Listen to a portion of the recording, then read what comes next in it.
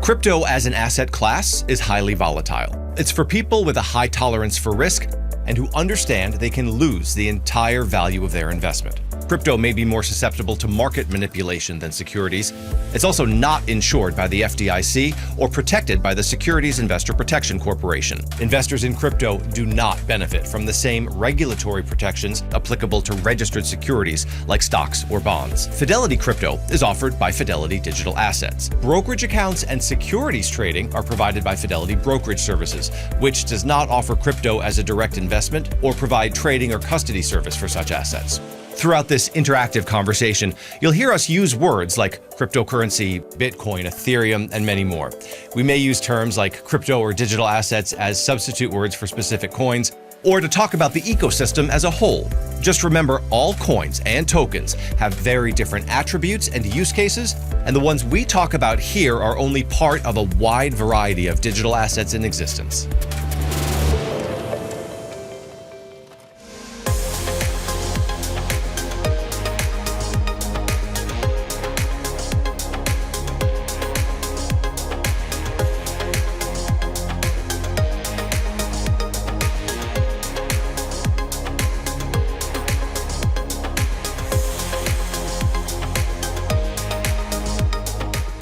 Hello, and welcome to the Covering Crypto live stream. I'm Jim Armstrong with Fidelity.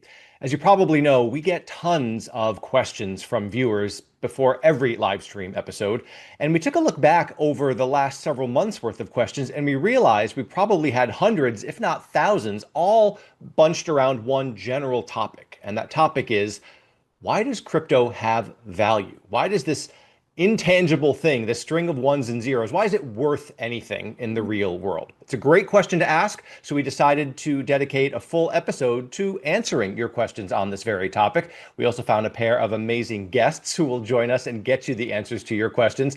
Brian, Ryan, thank you both for making time. It'd be great if each of you could just briefly introduce yourselves to the audience, talk a little bit about what you do at Fidelity and the perspective you bring to today's show. And Ryan, we'll start with you if that's okay. Thanks, Jim. Appreciate you having us. Ryan Lasar, digital asset strategist with Fidelity's Digital Asset Management Division.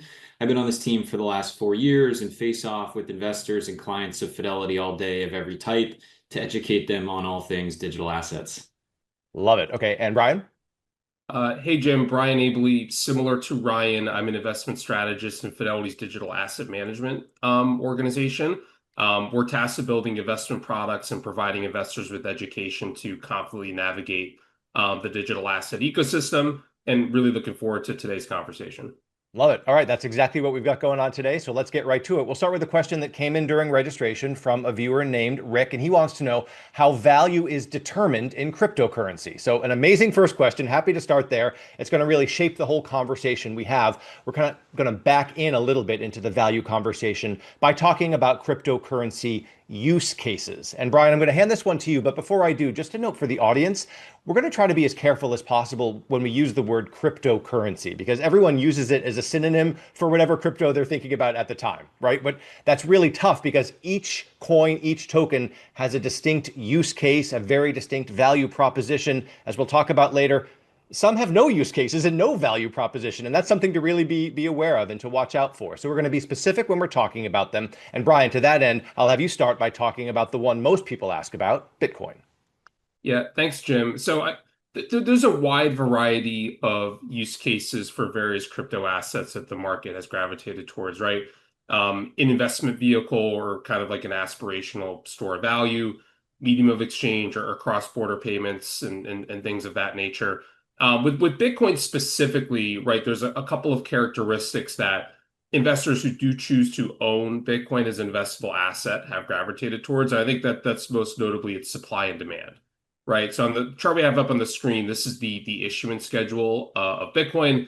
As many of you may know, right, there's a limited number of Bitcoins that will ever exist, 21 million, and the rate of issuance of new Bitcoins that get issued into circulation come at a predictable rate, and that issuance is cut in half about every 4 years or so in an event that's called like the Bitcoin halvening, right? So you can see today where we are in terms of the number of Bitcoins in circulation and the rate of issuance, and where that is expected to go in the future based on the network's issuance rate. So I think folks have gravitated towards Bitcoin as an aspirational store of value. because there's a limited supply, right, that is auditable and you can have confidence in, which, gives it potential as a more, widely utilized store of value type medium. The next types of use cases we've seen are the concept of, stable coins and tokenization, which we'll get into later on in this conversation. But that, Jim, is where we're seeing a little bit more in terms of like the cross-border payment or medium transaction type use cases. Okay, and Bitcoin, again, for folks who are new to the space, largely created to be a digital form of currency, a cryptocurrency. Let's contrast that a bit to Ethereum, Ether, that exists on the Ethereum blockchain. Brian, that's probably the second biggest bunch of questions we get, is the compare and contrast between Bitcoin and ETH. So how would you explain the potential for ETH to have value? Because it's not meant to do what Bitcoin does. Yeah, so I think that the value proposition for the Ethereum network and its native token Ether is just different than what it is for Bitcoin. And these are not things that are mutually exclusive, right? They could both be valuable and serve independent and serve different use cases for what the market needs from them. So I think the slide here does a pretty good description in terms of covering what the Ethereum network is and how the Ether token comes into play. So the Ethereum network kind of expanded upon what Bitcoin invented and created a platform where developers and users can create applications, right, for financial services and other things on the Ethereum network. And in order to facilitate usage of these various applications, right, things like stablecoins, for example, you need to use the native Ether token as a gas payment, right? So I think here, right, as opposed to Bitcoin, where you think of it about it as like an aspirational store of value, right, with Ethereum, right, the perspective of market participants that choose to own the Ether token as an investable asset is that more of these applications will get built, they'll have more use cases, and there will be more demand for the Ether token as gas in order to facilitate those. Ryan, I want to ask you, I guess, a more slightly philosophical question here, building off what we were just talking about. I got to imagine that when people find out you work in the crypto space, you get hit with a version of the following question.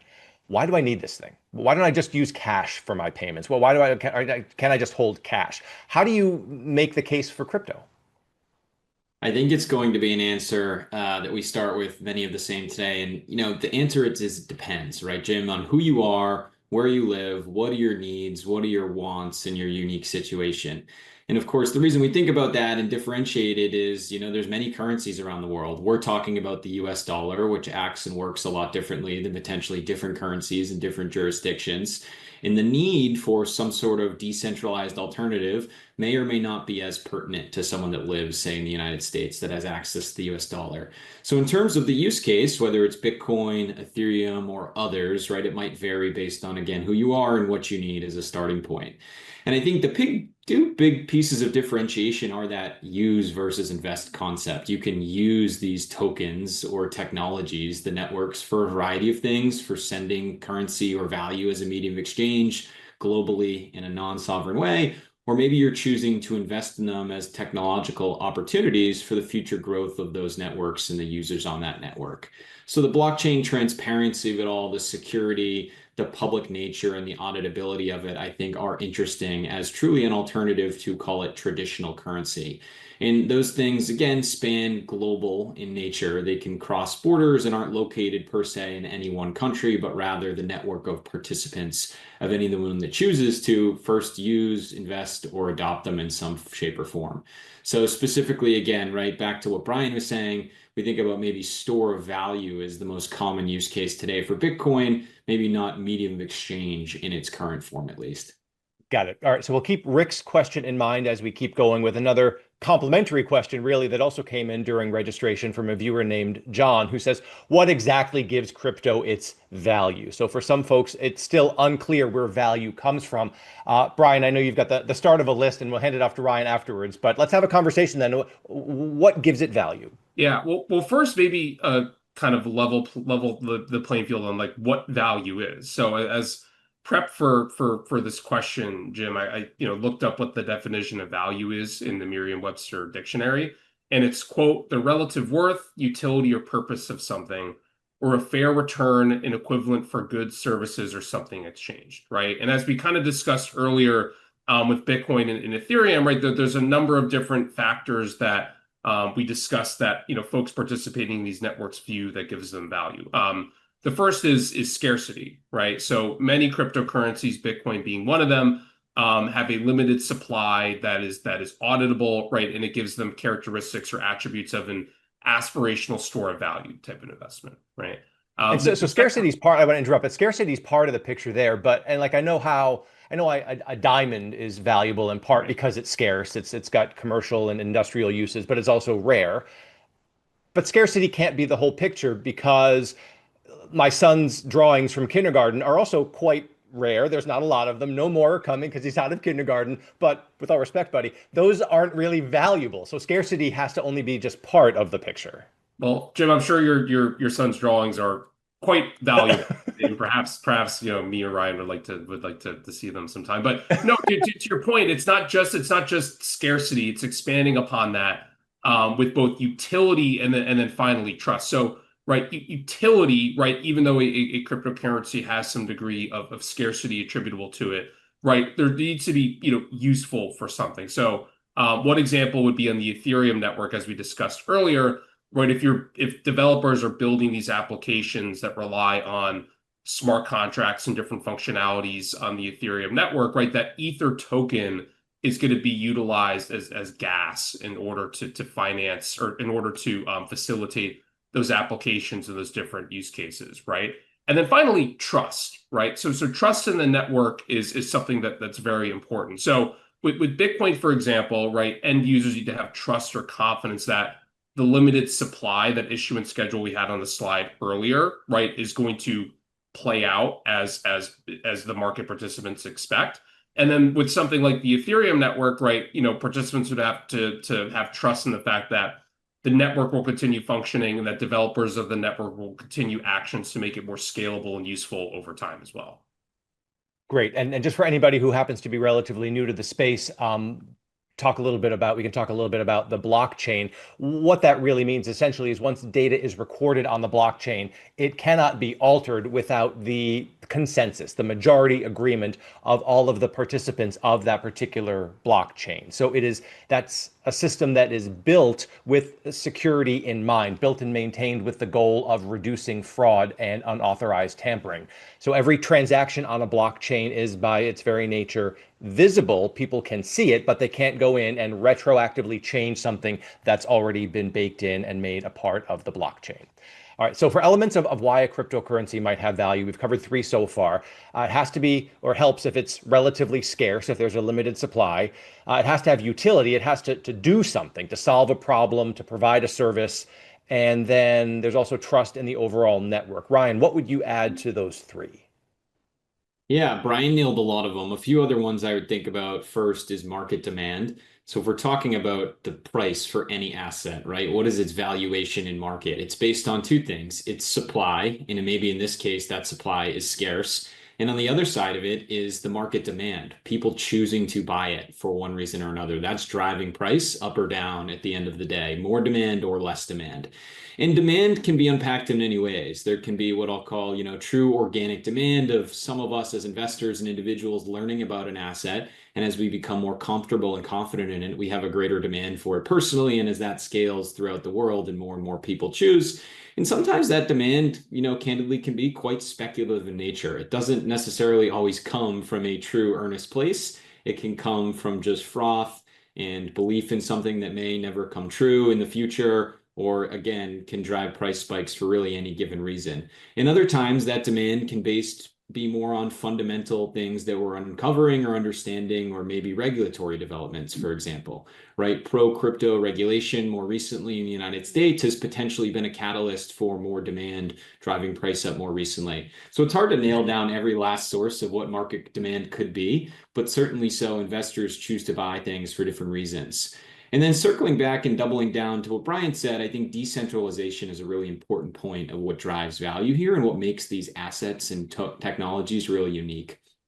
People have a choice of opting in or using more traditional centralized systems of money or currencies or value, or now they have the opportunity and option to use decentralized networks and decentralized digital bearer instruments, whether that's Bitcoin, Ethereum, or otherwise. And these cryptocurrencies provide alternatives to the traditional system that maybe are outside of government control, which are especially important in areas around the world that don't necessarily have stable governments or stable trust in those authoritarians ruling those places around the world. And of course, as always, there's the idea of cross-border payments. Depending on what your use case is as a business or an individual, being able to send that value from one country to another in the little as a few to 10 minutes, and that value settling is really important to different people. So crypto is very volatile. I think that's something we all would admit at this point and certainly recognize and want to make sure we call that out. And while these regulations that maybe are positive catalysts for price and market demand in the short term, certainly can flip the other way at any point in time for a variety of reasons. Yeah, really good reminder. So thank you for that. A great overview of value so far. We have another trio of questions that came in from viewers that I want to hit sort of collectively right now. So we'll move on to them. Amy wants to know what backs, in quotes, virtual currency to guarantee its value, in her words. On TikTok, Marcus Moves says or asks, which use cases are driving the current high stablecoin transaction volume? And then on Instagram, one Jonkly one, if I'm saying that right. What actually backs crypto? So good. Three great questions there that Brian, we feel like all grouped together really well, especially through the lens of stable coins. And for folks who aren't familiar, stable coins are alternative coins, altcoins, who in theory whose value is backed by something else. So stable coins can in theory be backed by other cryptocurrencies. Some are backed by commodities, but most frequently the ones you hear discussed and the ones we'll be talking about today are stable coins backed by fiat currency, and most typically the US dollar. So Brian, how does that backing, how do we look at stable coins through that lens when it comes to value? Yeah. So to start, right, just to answer the first question that came in there, the blockchain isn't what's quote unquote backing these various cryptocurrencies, right? It's the technology that a lot of these networks rely on, and effectively the blockchain is just the historical record of transactions that have taken place on these various networks. And what backs the value of these networks, in addition to the characteristics we described earlier, is the immutability or inability to alter prior transactions that have taken place, and then the auditability and transparency of these blockchains where people can view the historical record of transactions that have taken place. And so I think that the currency part of the cryptocurrency phrasing, Jim, I think can be a little misleading for folks as well. So to date, right, if you look at the assets native to some of these crypto networks like Bitcoin, like Ether, the market has not assigned value in using them as a medium of transaction for trivial things like buying a cup of coffee, right? This is where stablecoins are starting to gain in popularity. So US dollar stablecoins, folks on the call can think of them as a new UX for US dollar payment or US dollar ownership. In the Genius Act, which was approved into law a couple of weeks ago, provides comprehensive regulatory guardrails for stablecoins and stablecoin providers. So it covers a comprehensive list of details, one being that stablecoin issuers must hold 100% of the reserves in cash, US treasuries, or similar securities, right? This is to ensure that the stablecoin can be reliably pegged to $1. And these are the most popular types of stablecoins that exist, right? I mean, they're backed by the issuer of the stablecoin maintaining the peg to the fiat currency, in most cases, the US dollar. And again, the Genius Act provides guidelines of what types of assets can be held to back a stablecoin and how frequently the disclosure how frequently the issuer, must disclose those holdings. And again, since the stablecoin issuer relies on the rails of in open source global blockchain networks like Ethereum, for example, right, stablecoins can move 24/7, 365 and open up a lot of potential and UX opportunities to expand, US payment services available for things like the US dollar. And how about that second question from Marcus on TikTok about use cases for stable coins? I think even if you only have been lightly following the headlines in this space, you've seen a lot of major US retailers floating the idea of maybe creating their own stable coins, I guess, to facilitate payments, on their websites or in their stores. What does that level of engagement do to value potentially, or does it affect it at all for stable coins? Yeah, so there's been, since the Genius Act was passed and leading into it, there's been no shortage of headlines around stablecoin adoption and in different use cases taking off. It's frankly difficult to keep up, even as someone who does this for a living. The two that folks would hone in on the call are one, for people in developed parts of the world that already have access to US dollars, right? Could stablecoins improve the UX for dollar payments that are available? Then in other parts of the world, right, think of stablecoins as an additional accessibility point for people to get access to US dollars, right, that previously found them, cumbersome or difficult to access, even though they wanted them. You also see stablecoins quite widely utilized as trading pairs on various crypto exchanges. Furthermore, as you see assets start to be viewed as better forms of collateral, right? Thinking about using stablecoins as a way of taking loans against a balance of those assets. But bottom line is it's going to be very fascinating to see that the Genius Act is in place and financial institutions have more permission to build products and services related to the stablecoins. What types of innovations and different features and services we'll see going forward. Excellent. Ryan, another question for you, kind of an echo of ones we've heard before, but I think it gives us a chance to be extra specific here. Edward wants to know, what is crypto's value proposition? What is its intrinsic value? So he's asking, what a cryptocurrency might be actually worth based on its qualities, not based on what I might be able to sell it to somebody else for. And so, Edward, appreciate the question, noting that you use the word cryptocurrency. So again, that's a big umbrella term. To be very clear, some cryptocurrencies do not have value propositions. I would point you to meme coins, for example, which you want to study very carefully before investing in.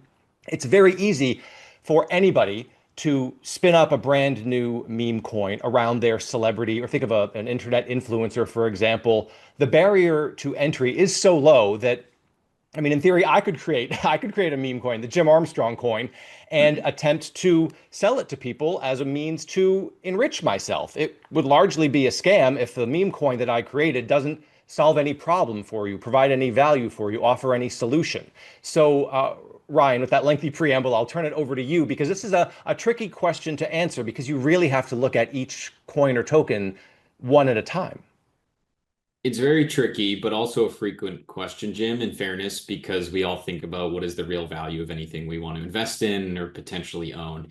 And the intrinsic value of cryptocurrency is so debated, because when we look at more traditional assets that we think about their respective intrinsic value, crypto doesn't have cash flows, physical backing, legal tender status, things that most of these other assets we're familiar with often have.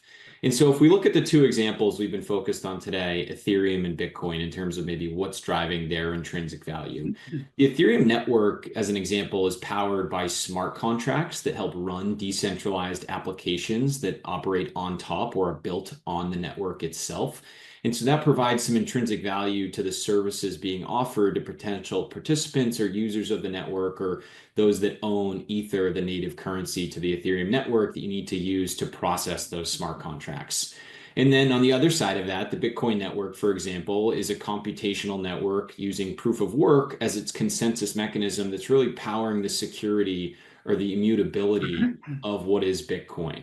And so I think about, again, that decentralized scarce asset, an alternative source of value, store of value potentially, as what Bitcoin's described as, and why it provides, call it that value, or maybe intrinsic value, to use the word again, to any one individual or investor. So as we started, it certainly depends whether it's Ethereum even, or Bitcoin, just comparing the two, or especially others, and asking yourself, what is the utility of this potential network and asset that is a cryptocurrency and I'm thinking about investing in? And is its coin actually solving any problems for me as an individual before I choose to buy it? And the Jim Armstrong coin, for example, hypothetically, might not be doing that. So buyer beware with the meme coins. But you used a phrase there that both of you guys have used so far, actually, this idea of store of value, which is great, because we have a customer question that actually came in from, as a matter of fact, from a live viewer during a recent episode. And the question is crypto really a store of value? How does it compare to other stores of value? And Ryan, I'm going to imagine this is another it depends. It certainly does depend, but I think the concept of store of value is something really that needs to be understood by all of us, again, as citizens and individuals. And what a store of value is conceptually is the idea of preserving purchasing power, the idea of earning some amount of cash or capital today, whether that's $1,000 or some other denomination, and the idea of it being worth that same amount of value to purchase goods or services in the future. And there's a lot of different ways you could look at this concept in our daily lives. Inflation or debasement of our purchasing power and the purchasing power of the dollar or other assets. And so investors are often seeking out what are store of value assets that maybe, again, protect or preserve their purchasing power better. Historically, there's been things like gold, real estate, art, other collectibles, and maybe now you could say Bitcoin is an aspiring store of value as well. It possesses a lot of the same principles or characteristics of good store of value assets, things like scarcity, which we've already discussed today, amongst many other characteristics that you would want to consider when you're evaluating one versus another and seeking out a potential store of value. Excellent. All right, we've got another trio of questions here. Let's keep moving. We're doing a great job getting through a lot of them here, which is always welcome. Let's see. There are thousands of coins in circulation today, and it seems like new ones are created every day. Good observation. This person wants to know, how do I determine which is most valuable for an investment? Henry wrote in and said, is cryptocurrency's value a question of public sentiment, or is there real material value to it? And another live chat question that came in a while ago that we thought was good for this show is, can I use crypto to buy other assets? So a lot going on there. But Ryan, I'll ask you to start off by maybe bunching those top two questions together there. How does somebody figure out the value of a coin? Yeah, I think beyond even the intrinsic value conversation we were just having a second ago, you want to think about the validity of whatever that coin network or project is, right? Trying to understand its proposed value proposition of what are they seeking out to do by building and launching this network and asset, and then investigating or trying to research, as you would any other asset, the history, the story, the founders, many of the founding items around how this came to be, right? Bitcoin has been around now for 16 plus years. Ethereum has been around for a decade itself, and investors are becoming more comfortable with those two because they have history and there's something to look back upon of what that project is and what it's done. So when you're thinking about, a net new asset that's being launched or token or project, it's harder, of course, to understand who these folks are that may be the founders, or there might not be much history to look at all, but maybe looking at things such as public sentiment, other potentially trustworthy sources of information around, again, what this is and what is it trying to do. And I do say buyer beware. It's not an easy endeavor. There's a lot of information out there, and it's not always good or great information. And so one needs to take their time and, make sure they're careful with what they're looking at. Yeah, that's a really great call out. Any video you might come across online with the big 88-point red font saying buy this coin now. I mean, you're going to want to take that with several grains of salt potentially. Brian, question for you that was the third in that group that we just saw, this idea of using cryptocurrency to buy other assets, above and beyond just using it to buy a cup of coffee. How about the idea of using crypto to buy assets? Yeah, as mentioned earlier, right? To date, the market has assigned, little to no value in using non-sovereign crypto assets native to a protocol like Bitcoin, like the Ether token on Ethereum for trivial payments for goods and services, right? Where those networks and where those assets tend to excel is in Bitcoin's case as being a settlement network, right? Sending large transaction volumes across like a long distance, right? And then the Ethereum network's case, right, using that Ether token as gas for applications, smart contracts, and different functionalities. Jim, where we're starting to see much more product market fit in terms of cryptocurrencies being used for payments for goods and services or for trading for other assets are those stable coins that we talked about earlier. They're purpose built for this particular feature. And again, just because like the Bitcoin network or the Ethereum network is not useful for that doesn't mean it's valuable, but it causes one to, put their analyst hat on a little bit and just kind of understand, what the cryptocurrency terminology is referring to, and just being a little bit more seasoned, perhaps, removing the currency application for things like a Bitcoin or things like an Ethereum. Follow-up question for you based on that, Brian. Another live question that has come into us. How do I know if a cryptocurrency is overvalued or undervalued? I say a light question, but important question to close out the conversation. Predicting peaks and troughs in crypto is very challenging, right? It's as much as an art as it is in science. And since the assets are relatively new, right? Bitcoin is turning 17 in the fall of this year and has really only been widely held and traded for a number of years here. There's not the same reliable metrics that are time tested and data proven that you might find for other assets you might own alongside a portfolio. However, part of my job and Ryan's job is to look at some of these various measures and analytics and try to get at least a directional view of where markets are and whether they're overvalued or undervalued or what have you. Some of the metrics we look at, for example, are things like a MVRV Z-score. I know that sounds like a lot of jargon. What that stands for is market value to realized value.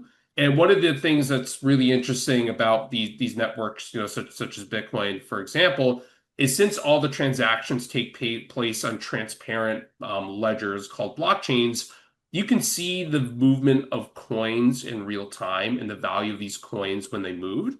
And you can almost kind of determine through this market value to realized value score, right? How much unrealized gains or how much embedded gains that different investors or holders of Bitcoin are sitting on. Logic being that there's more unrealized gains in the system that in theory, in the short term, you could see more selling pressure because folks are going to realize those gains, right? Another thing to keep in mind is that as the crypto market has grown, right, it's likely going to be influenced by more traditional factors, right? So 5, 7, 10 years ago, crypto was a lot smaller in terms of market cap and really kind of operated at a distance from the traditional financial system. Right now, with the approval of ETPs and the size of these assets being a lot larger, I think it's fair for folks to expect that traditional kind of macro factors that influence other assets you might be familiar with are likely going to have some downstream or trickle effect on crypto going forward, where previously it did not necessarily. But at the end of the day, a lot of this comes down to having a financial plan, right? And ensuring that you have a good thesis around why you own these assets, what the role that they play in your portfolio, and that ensuring that an asset, whether it's volatile and had a nice run, right, is never driving too much of your performance of your diversified portfolio, and ensuring you have appropriate expectations, position sizing to ensure you're engaging in some appropriate risk management around these things. Two more questions before we wrap things up. The first one actually came in a live chat a while back. Is the value of crypto all just speculation? And I'll hand this over to both of you, because when folks registered for this particular live stream, there were a lot of skeptics in the mix, which is great. I think you want to approach cryptocurrency with a healthy dose of skepticism, figuring out what, if anything, in this ecosystem might be right for you. But I think a lot of people may ultimately determine it's never for them, out of fear that it's all, in this person's words, speculation. How do you guys answer something like that? I'm happy to start, Jim, and Brian, fill in anything that I miss. In the earlier days of cryptocurrency, whether that was the beginning of Bitcoin, the beginning of Ethereum, or the beginning of other networks, I think it was more fair then to say a lot of it was speculation. These were very unproven, unknown technologies and assets, and you had to have real conviction that they had staying power and were going to not just continue to exist, but also grow over the history of time.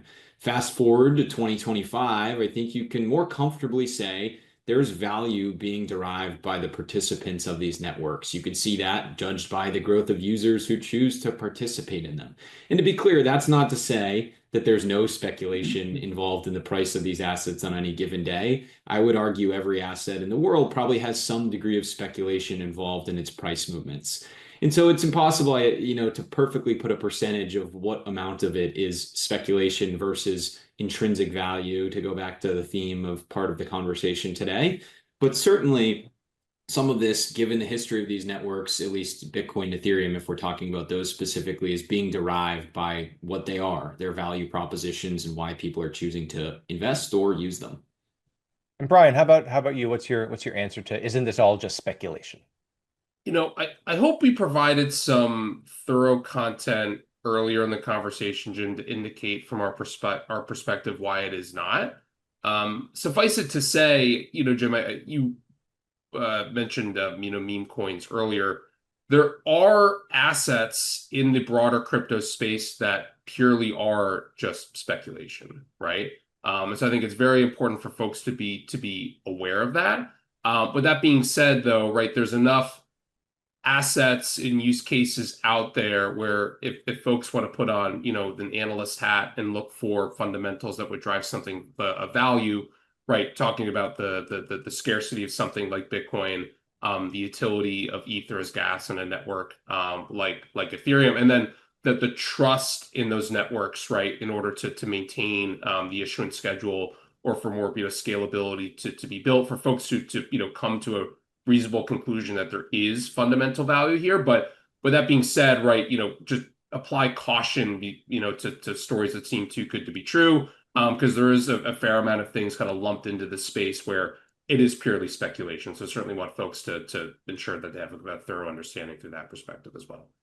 Excellent. One last question that came into us from an Instagram user, sent it to us via the socials, wants to know, how do crypto transactions work? How are values decided depending on the momentum of the market? So maybe the potential for slightly more technical answer here, but I'll leave that to both of you to decide. Yeah, it's impossible to give a complete answer of how transactions work. And hopefully what I leave the audience with here is directionally accurate. So we talked about earlier the concept of a blockchain, right? So just the ledger or recorded history of all the activity that is taking place on these various networks, right? So the thing about a blockchain, which kind of like connects the most recent block of transactions to prior blocks of transactions, is that the input of every transaction is an output of a prior transaction, right? So the first thing you have to do to engage in a transaction on a crypto network, be it Bitcoin or Ethereum, is prove that you're signing something that was once a valid prior transaction, right?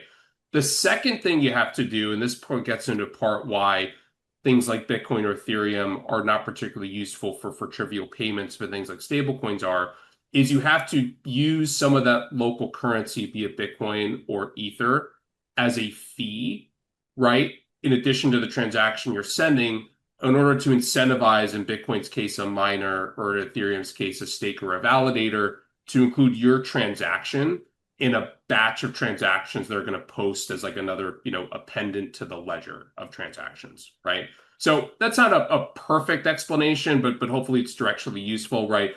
The input of every transaction is the output of a prior transaction. And in order to engage a transaction, you have to pay a fee in the local currency, be it Bitcoin, Ether, whatever crypto network it is that you're using. In terms of, how the prices are determined, right? It kind of comes back to supply and demand, or the marginal supply and demand for an asset like Bitcoin or Ether in any given moment in time. Some of the things that we mentioned earlier that I would encourage folks to pay attention to is that as these assets have grown in size, right, while there are factors that are unique to Bitcoin or factors unique to Ethereum that you're not going to see in other traditional assets you interact with, right, there are factors that do influence a lot of assets you own and trade, such as rate of expansion of global M2, right, which could in theory have a tailwind towards price performance for assets like Bitcoin or assets like Ether. So hopefully that was a valid answer, Jim, but obviously to chime in more if necessary. Cool. Ryan, anything you would add to that?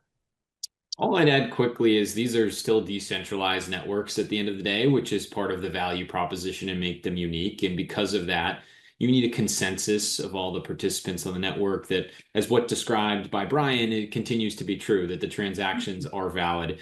And so there's just different consensus mechanisms to achieve that. The words you may be familiar with if you've researched Bitcoin or Ethereum before would be proof of work in Bitcoin's case, or proof of stake in Ethereum's case. And those are done by respectively miners on proof of work, like Brian said, or staker validators on proof of stake. So there's different ways to achieve processing transactions on different crypto networks, which makes part of all this the fun, Jim, right? Researching and understanding the difference in the technologies and what makes them unique and the why. Love it. I want to thank you both again for taking time out of your day to answer questions. And I guess I'll connect with you offline about the potential value of my son's kindergarten drawings. This is exciting. There's some market there. This is great. I didn't know that. At least for the three of us. Yeah. Excellent. For everyone watching, thank you as well for taking time out of your day to be with us. We'd love for you to continue your crypto learning journey with us, and we've got a couple of ways for you to do that. Both of those URLs on your screen can help you achieve that goal. FidelityEvents.com/covering crypto live stream is where you can go to register for any of our upcoming live streams. We have one a month plus one a quarter, 16 a year. So fidelityevents.com/covering crypto live stream is where you can go to sign up for one of those. If you want to watch a previous episode, maybe you only saw part of, or you want to refresh yourself on some other topic, you can head over to our library, which is at fidelity.com/covering crypto live stream. Another great resource for you there if you would like to take advantage of it. Again, thank you for your time today, and we look forward to seeing you soon.